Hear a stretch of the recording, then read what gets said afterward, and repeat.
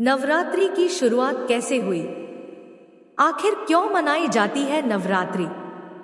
नवरात्रि क्यों मनाई जाती है? नवरात्रि की शुरुआत कहां से हुई? सुनो मेरे प्रिय मित्रों, उस कहानी को जो काल के गर्भ में छुपी थी, जो सत्य और न्याय की अमर गाथा है। यह कहानी नवरात्रि की है, मां दुर्गा की उस महाशक्ति की है जिसने अंधकार को प्रकाश से परास्त किया। यह कहानी है उस मां की जो अपने बच्चों की रक्षा के लिए शेरनी बन जाती है। नमस्कार प्यारे दर्शकों, दोस्तों, आज हम एक नई कहानी और एक नया वीडियो लेकर आपकी सेवा में उपस्थित हुए हैं। आज की कथा अत्यंत ज्ञानवर्धक और प्रेरणादायक है। कथा शुरू करने से पहले आपसे एक विनम्र निवेदन है। शास्त्रों में कहा गया है कि अधूरी छोड़ी गई कथा दुख और पाप का कारण बनती है, इसलिए इसे अंत तक अवश्य सुने। और अगर आप अपनी मां से सच्चा प्रेम करते हैं तो इस वीडियो को लाइक करें, हमारे चैनल को सब्सक्राइब करें और कमेंट में मां लिखकर अपना समर्थन दें। तो आइए बिना किसी विलंब के आरंभ करते हैं आज की प्रेरणादायक कथा। बहुत समय पहले, जब समय खुद भी जवान था, तब इस धरती पर एक ऐसा अंधकार छाया था जिसने हर खुशी को निगल लिया था। महिषासुर नाम का एक राक्षस था जिसका दिल पत्थर से भी कठोर था और जिसकी आंखों में केवल विनाश की आग जलती थी। महिषासुर का जन्म एक महिष यानी भैंस से और एक दानवी के मिलन से हुआ था। उसकी मां ने मरते समय उसे आशीर्वाद दिया था कि कोई भी पुरुष उसे नहीं मार सकेगा। यह वरदान उसके लिए अभिमान का कारण बन गया था। बचपन से ही महिषासुर में असाधारण शक्ति थी। वर्षों तक कठोर तपस्या करके उसने ब्रह्मा जी को प्रसन्न किया और वरदान मांगा कि कोई भी पुरुष, देवता, दानव या इंसान उसे नहीं मार सके। ब्रह्मा जी ने यह वरदान दे दिया, लेकिन महिषासुर के अहंकार में यह बात नहीं आई थी कि कोई स्त्री उससे युद्ध भी कर सकती है। वरदान पाकर महिषासुर की नजर स्वर्गलोक पर पड़ी। उसने सोचा कि जब कोई पुरुष उसे मार नहीं सकता तो वह देवताओं को भी हरा सकता है। एक अंधेरी रात में महिषासुर ने अपनी विशाल सेना के साथ स्वर्गलोक पर आक्रमण कर दिया। उसकी सेना में हजारों दानव थे जिनकी आंखें आग की तरह लाल थी। देवराज इंद्र ने अपना वज्र चलाया, भगवान विष्णु ने सुदर्शन चक्र फेंका, भगवान शिव ने त्रिशूल उठाया, लेकिन महिषासुर पर इसका कोई असर नहीं हुआ। 3 दिन 3 रात युद्ध चला, लेकिन देवताओं की सारी शक्तियां महिषासुर के सामने छोटी पड़ रही थी। अंत में हारकर सभी देवता स्वर्ग छोड़कर भागने पर मजबूर हो गए। महिषासुर ने स्वर्गलोक पर कब्जा कर लिया और इंद्र के सिंहासन पर बैठकर देवताओं के सारे अधिकार छीन लिए। स्वर्ग में महिषासुर का आतंक छा गया। उसने अप्सराओं को कैद कर लिया और गंधर्वों को अपना दास बना लिया। स्वर्गलोक जो कभी संगीत और खुशी से भरा रहता था, वो अब रोने चीखने की आवाजों से भर गया। स्वर्गलोक पर महिषासुर के कब्जे का असर धरती पर भी पड़ने लगा। सूर्य और चंद्र उसके नियंत्रण में होने से मौसम का चक्र बिगड़ गया। कभी तेज धूप पड़ती, कभी भयानक बारिश होती। खेतों में फसल नहीं उगती थी। नदियां या तो सूख जाती या बाढ़ से भर जाती। पेड़ों पर फल नहीं आते थे। पशु पक्षी परेशान थे। इंसानों की हालत और भी खराब थी। भूख और प्यास से लोग तड़प रहे थे। बीमारियां फैल रही थी। बच्चे रो रहे थे और माताएं उन्हें चुप कराने के लिए खुद रो रही थी। सबसे दुखद बात यह थी कि लोग प्रार्थना करते थे, लेकिन उनकी प्रार्थनाएं स्वर्ग तक नहीं पहुंच पा रही थी। मंदिरों में पुजारी निराश होकर बैठे थे। लोग सोचने लगे थे कि शायद धर्म हार गया है। स्वर्ग से निकाले गए देवता इधर उधर भटक रहे थे। उनकी दशा बहुत दयनीय थी। जो कभी सुनहरे सिंहासनों पर बैठते थे, वे अब जंगलों में छुप रहे थे। सबसे ज्यादा दुख की बात यह थी कि धरती से लोगों की पुकार उन तक पहुंच रही थी, लेकिन वे कुछ नहीं कर सकते थे। एक दिन सभी देवता एक जगह इकट्ठे हुए।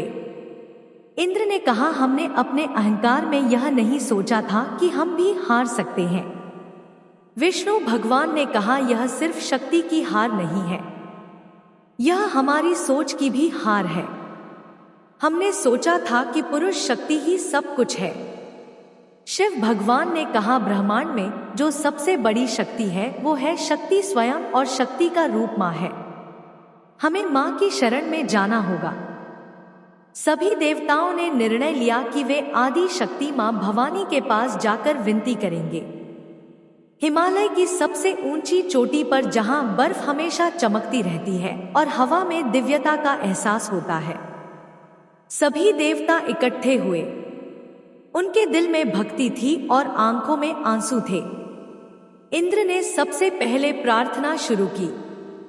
उनकी आवाज में दर्द था, हे माँ, हे आदि शक्ति, हे जगत जननी, हमारी रक्षा करो। हमारे अहंकार ने हमें अंधा बना दिया था। अब हमें एहसास हुआ है कि तुम्हारे बिना हम कुछ भी नहीं है। विष्णु भगवान ने हाथ जोड़कर कहा, हे माँ, तुम ही हो जो सृष्टि की रचना करती हो, उसका पालन करती हो और जरूरत पड़ने पर संहार भी करती हो। महिषासुर ने तुम्हारी इस सृष्टि को दुख दिया है, कृपया आकर उसका वध करो। शिव भगवान ने अपना त्रिशूल नीचे रखकर कहा, हे अर्धांगिनी, तुम मेरी शक्ति हो। तुम्हारे बिना मैं शव के समान हूं। मेरी सारी शक्ति तुमसे ही आती है। अब तुम ही हमें बचा सकती हो। ब्रह्मा जी ने कहा, हे मां, मैंने महिषासुर को वरदान दिया था कि कोई पुरुष उसे नहीं मार सकेगा, लेकिन तुम स्त्री शक्ति हो, तुम उसे मार सकती हो। कृपया प्रकट होकर धर्म की रक्षा करो। अन्य सभी देवताओं ने भी अपनी अपनी प्रार्थनाएं की। उनकी आवाजों में इतना दर्द था कि पत्थर भी पिघल जाते। उनकी भक्ति इतनी सच्ची थी कि आकाश में तारे भी रो रहे थे। 3 दिन 3 रात तक लगातार प्रार्थना चलती रही। देवता ना खाते थे ना सोते थे, बस मां को पुकारते रहते थे। उनके आंसुओं से हिमालय की बर्फ भी गीली हो गई थी। चौथे दिन सुबह जब सूरज उगने वाला था, तब आकाश में एक अजीब सी रोशनी दिखाई दी। यह रोशनी सूरज से भी तेज थी, लेकिन आंखों को दुख नहीं दे रही थी। यह रोशनी मां की थी। अचानक आकाश से दिव्य प्रकाश निकला और पूरा ब्रह्मांड उसमें नहा गया। उसी प्रकाश से मां दुर्गा प्रकट हुई। उनका रूप अलौकिक था। आंखों में करुणा और शक्ति दोनों झलक रही थी। उनके 10 हाथ थे और हर हाथ में एक अलग हथियार जो सुरक्षा का प्रतीक लग रहे थे। मां दुर्गा को देखते ही देवताओं का भय मिट गया और उनके दिलों में आशा जागी। मां ने कहा, मेरे बच्चों, तुम्हारा दुख देखकर मैं आ गई हूं। महिषासुर को उसके पाप की सजा मिलेगी। इंद्र ने कहा, मां, हमारे अहंकार से यह संकट आया है।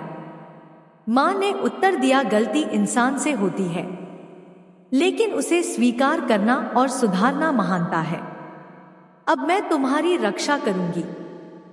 विष्णु ने पूछा, मां, हमारे हथियार बेअसर हैं, आप कैसे विजय पाएंगी? मां मुस्कुराई और बोली, तुम्हारे हथियारों में तुम्हारी शक्ति है, लेकिन मेरे हथियारों में पूरे ब्रह्मांड की शक्ति है, क्योंकि मैं ही उसका स्रोत हूं। मां दुर्गा ने देवताओं से कहा, अब तुम सब अपनी अपनी शक्ति मुझे दे दो। जब सारी शक्तियां एक हो जाएंगी, तब महिषासुर का अंत होगा। सबसे पहले भगवान शिव आगे आए। उन्होंने अपना त्रिशूल मां को भेंट किया। जैसे ही मां ने त्रिशूल हाथ में लिया, वो दिव्य प्रकाश से चमकने लगा। फिर भगवान विष्णु ने अपना सुदर्शन चक्र दिया। चक्र मां के हाथ में आकर सोने की तरह चमकने लगा। इंद्र ने अपना वज्र दिया। वज्र में अब पहले से भी ज्यादा बिजली की शक्ति आ गई। वरुण ने अपना शंख दिया, अग्निदेव ने अपनी आग दी, वायुदेव ने अपनी हवा की शक्ति दी, सूर्य देव ने अपनी रोशनी दी। जैसे जैसे देवता अपनी शक्तियां मां को दे रहे थे, मां का तेज बढ़ता जा रहा था। उनके चारों तरफ एक दिव्य प्रकाश का घेरा बन गया था। हिमालय के राजा पर्वत ने मां को एक शेर दिया।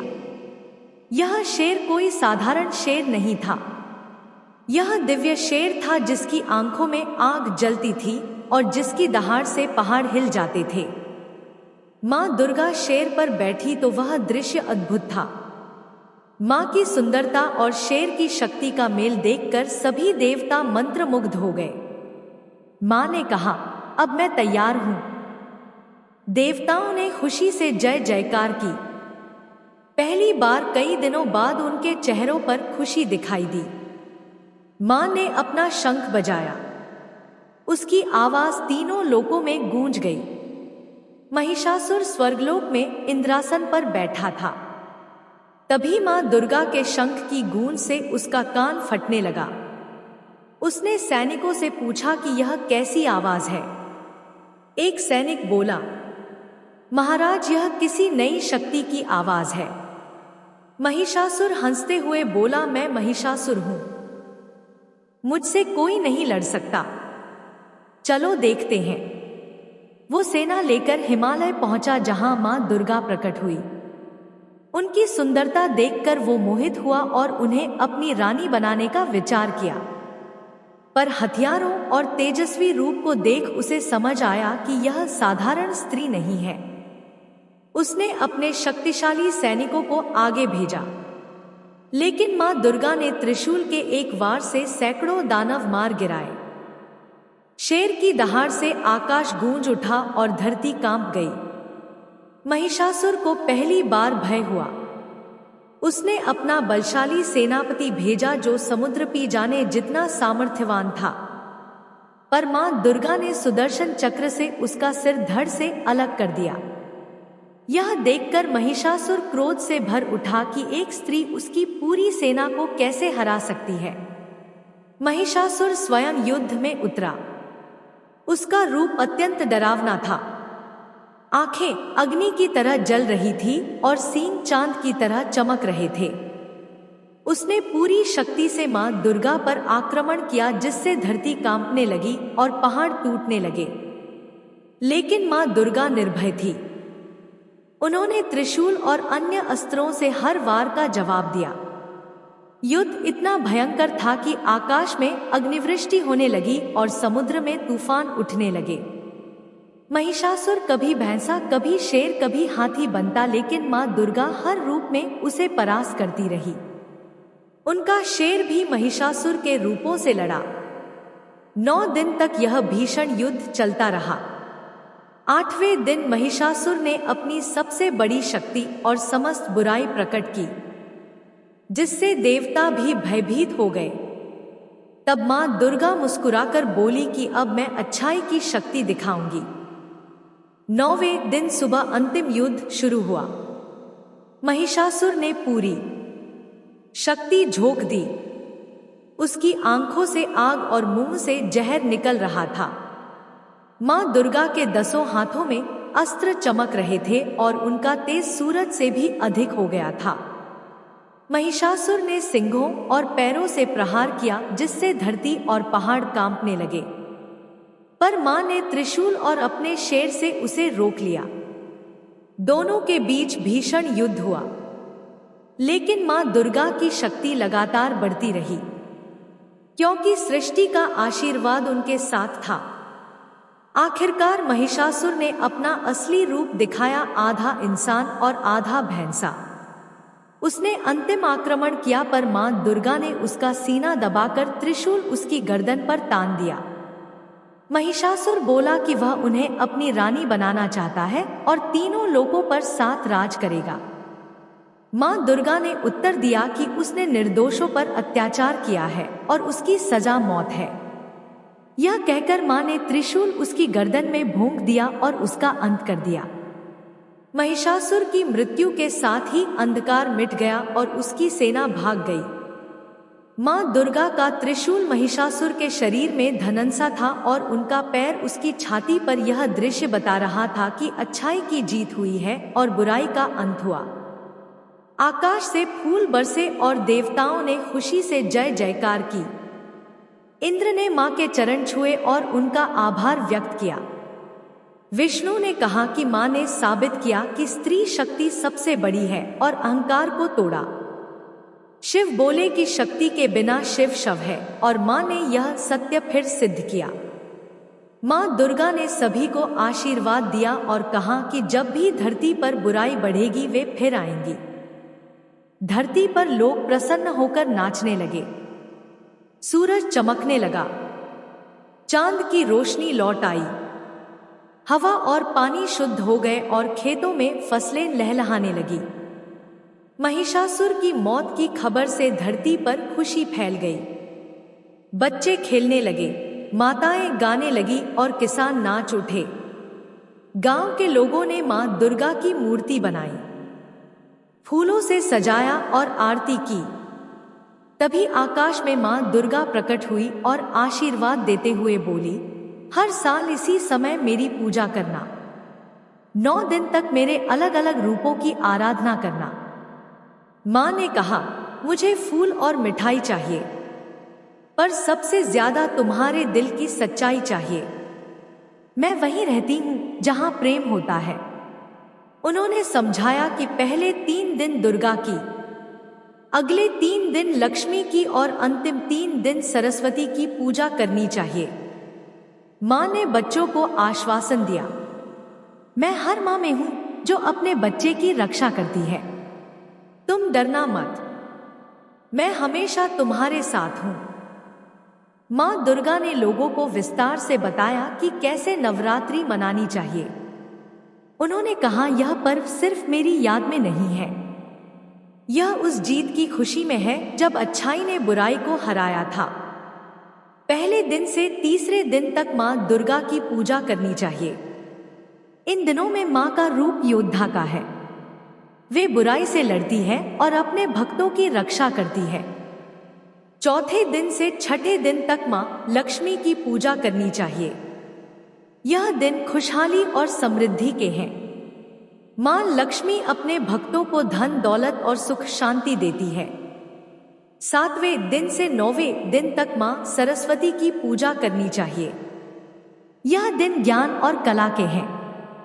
मां सरस्वती अपने भक्तों को बुद्धि और विद्या देती है। मां ने यह भी बताया कि इन 9 दिनों में लोगों को व्रत रखना चाहिए। व्रत का मतलब सिर्फ खाना छोड़ना नहीं है। व्रत का मतलब है अपने मन को साफ रखना, बुरे विचार ना लाना और दूसरों की मदद करना। जो लोग सच्चे दिल से मेरी पूजा करेंगे, मां ने कहा, मैं उनकी हर मुराद पूरी करूंगी। लेकिन याद रखना, मैं वही मांगे पूरे करती हूं जो अच्छे होते हैं। मां दुर्गा ने लोगों को अपने 9 रूपों के बारे में बताया। हर रूप का अपना मतलब था और अपनी शक्ति थी। पहले दिन मां शैलपुत्री का रूप है। शैल यानी पहाड़ की बेटी। यह रूप दिखाता है कि मां कितनी मजबूत है, पहाड़ों की तरह अटल है। दूसरे दिन मां ब्रह्मचारिणी का रूप है। यह रूप तप और साधना का है। यह सिखाता है कि कड़ी मेहनत से हर मंजिल पाई जा सकती है। तीसरे दिन मां चंद्रघंटा का रूप है। इनके माथे पर चांद है। यह शांति और सुंदरता का प्रतीक है, लेकिन जरूरत पड़ने पर यह रूप भयंकर भी हो सकता है। चौथे दिन मां कुष्मांडा का रूप है। इन्होंने अपनी मुस्कान से सारी सृष्टि की रचना की थी। यह रूप सिखाता है कि खुशी में कितनी शक्ति होती है। 5वें दिन मां स्कंद माता का रूप है। यह मां और बच्चे के प्रेम का रूप है। यह दिखाता है कि मां का प्यार सबसे बड़ी शक्ति है। 6ठे दिन मां कात्यायनी का रूप है। यह युद्ध का रूप है। जब अन्याय बढ़ता है तो मां इसी रूप में आकर न्याय करती है। 7वें दिन मां कालरात्रि का रूप है। यह सबसे भयानक रूप है। यह बुराई का नाश करता है, लेकिन अच्छे लोगों के लिए यह रूप कल्याणकारी है। 8वें दिन मां महागौरी का रूप है। यह पवित्रता और सफाई का रूप है। यह सिखाता है कि मन और शरीर दोनों को साफ रखना चाहिए। 9वें दिन मां सिद्धिदात्री का रूप है। यह सारी सिद्धियों को देने वाला रूप है। जो भक्त सच्चे दिल से पूजा करते हैं, उन्हें यह रूप सब कुछ दे देता है। मां ने कहा, मेरे यह 9 रूप अलग अलग लग सकते हैं, लेकिन यह सब एक ही है। महिषासुर के वध के बाद सबसे बड़ा बदलाव यह आया कि लोगों ने स्त्री शक्ति को पहचाना।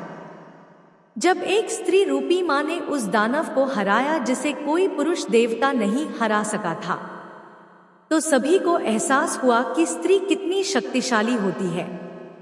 धीरे धीरे नवरात्रि का त्योहार एक गांव से दूसरे गांव में फैलता गया। हर जगह अपने अपने तरीके से इसे मनाया जाने लगा।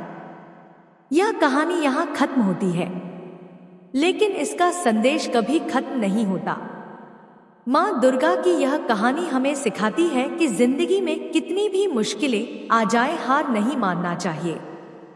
जैसे मां ने महिषासुर जैसे ताकतवर दुश्मन को हराया, वैसे ही हम भी अपनी मुश्किलों को हरा सकते हैं। यही है नवरात्रि का असली मतलब। यही है मां दुर्गा की असली पूजा, और इस तरह मां दुर्गा की अमर गाथा हमारे दिलों में बस जाती है। हमें हमेशा के लिए प्रेरणा देती रहती है कि चाहे जिंदगी में कितनी भी कठिनाइयां आए, अच्छाई की जीत होती ही है। मां का प्यार हमेशा हमारे साथ रहता है। जय माता दी, जय मां दुर्गा। प्रिय मित्रों, वीडियो अच्छा लगा हो तो इस वीडियो को लाइक करके कमेंट में जय माता दी जरूर लिख दीजिए, और हमारे इस चैनल को अवश्य सब्सक्राइब कर लीजिए, ताकि हर एक नया वीडियो आप तक तुरंत पहुंचे। हर हर महादेव। ओम नमः शिवाय। राधे राधे। धन्यवाद।